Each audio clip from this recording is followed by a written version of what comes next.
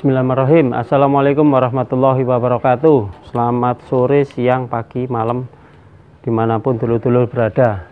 Dulur, dalam episode Pojok Hukum kali ini ya dulur, ini saya penting sekali, saya sarankan, saya informasikan kepada dulur-dulur semua mengenai perjanjian perkawinan. Kalau dulu pernah saya episode yang lalu pernah saya bahas tentang perjanjian pranikah. Nah, ini saya bahas sekarang perjanjian perkawinan. Apa yang dimaksud dengan perjanjian perkawinan atau prenuptial agreement lah, seperti itu. Nah, itu kita mengacu kepada Undang-Undang KUH Perdata, Kitab Undang-Undang Hukum Perdata, terutama pasal 119, nah, di mana perjanjian ini dilangsungkan dalam proses perkawinan berupa harta bersama.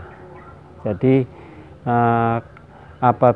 jadi kalimat daripada pasal 119 KUH Perdata itu disebutkan bahwa perjanjian yang dilangsungkan selama perkawinan menjadi harta bersama kecuali ada perjanjian.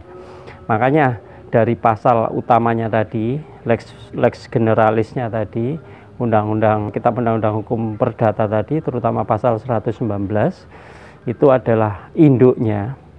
Terus juntonya adalah mengenai adanya gugatan ke Mahkamah Konstitusi tentang perjanjian perkawinan, yaitu pada tahun 2015 kalau tidak salah, itu dengan nomor 69/PUUU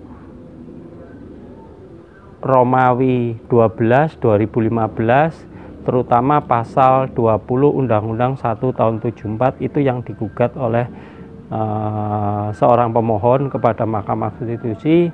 Jadi intinya daripada gugatan itu mengacu kepada bahwa bahwa perjanjian pranikah ini bisa diterbitkan, bisa dikeluarkan, bisa dilakukan tidak hanya sebelum menikah, tapi sesudah atau masih berlangsungnya perkawinan itu. Jadi dulur-dulur perlu menambah informasi pengetahuan bahwa dengan adanya putusan Mahkamah Konstitusi tentang perjanjian perkawinan, terutama pasal 20 Undang-Undang 1 tahun 74 dan disahkan oleh Mahkamah Konstitusi nomor 69 PUU 2015, itu bahwa perjanjian pranikah tidak hanya sebelum dia menikah, tapi selama proses pernikahan. Jadi dulur-dulur seperti contoh mengajukan perjanjian, membuat agreement atau membuat perjanjian saat masih proses suami istri. Tujuannya apa? Ini banyak dilakukan di luar negeri dulur. Jadi di luar negeri sendiri atau terutama perkawinan campuran Indonesia dengan luar negeri, itu seperti itu. Jadi saya pernah menangani itu pasangannya orang dari Sweden, dari suaminya dari orang luar negeri, dia menikahi orang pribumi, terus membeli suatu apartemen, terus akhirnya menikah, sudah menikah, terus dibuatkan semacam perjanjian, menanyakan kepada saya, Pak, gimana apabila saya sudah menikah seperti ini dan sudah sah secara hukum, tapi saya mengajukan perjanjian bukan pranikah tapi perjanjian perkawinan untuk memisahkan hartanya daripada si laki-laki dengan hartanya daripada si perempuan. Ini sangat penting sekali dulur, karena apa? Bagaimanapun juga ini kan masa ini kan semakin lama kan semakin berkembang, ya toh, modern semakin berkembang, hukum juga semakin berkembang. Kadang-kadang orang itu terjadi sengketa apabila terjadi perceraian, apabila terjadi pewarisan, meninggal salah satu pihak, akhirnya digugat merebutkan, membuktikan bagaimana ini hartanya apakah harta bawaan ataukah harta bersama dan lain sebagainya, kan seperti itu.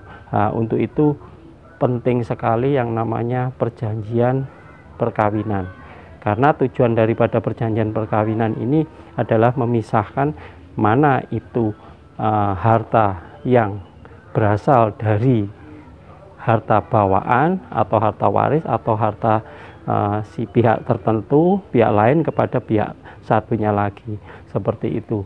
Karena ada juga yang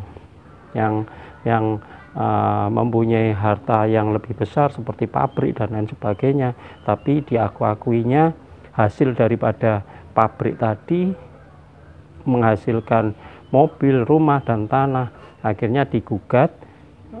Setelah ada perceraian dianggap itu harta bersama. Untuk itu diadakan yang namanya perjanjian perkawinan, agar hasil daripada pabrik tadi tidak dicampur adukan dengan harta bersama selama dia menikah. Saya kira singkatnya seperti itu.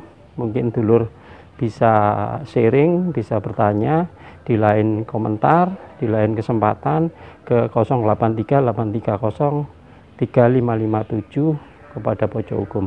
Saya kira jangan lupa tetap like, komen, share, dan subscribe. Salam Pojok Hukum.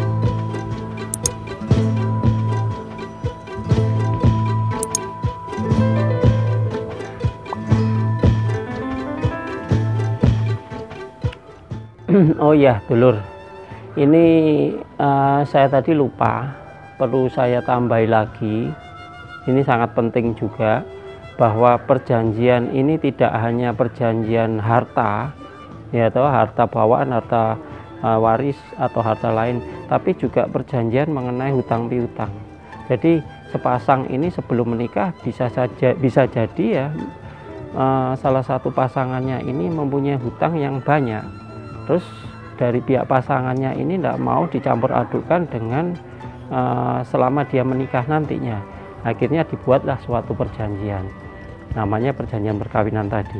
Itu disahkan oleh notaris, lebih baik akta notaris dalam bentuk perjanjian. Saya kira itu penambahannya, mungkin kalau kurang jelas bisa ditanyakan lagi. Makasih.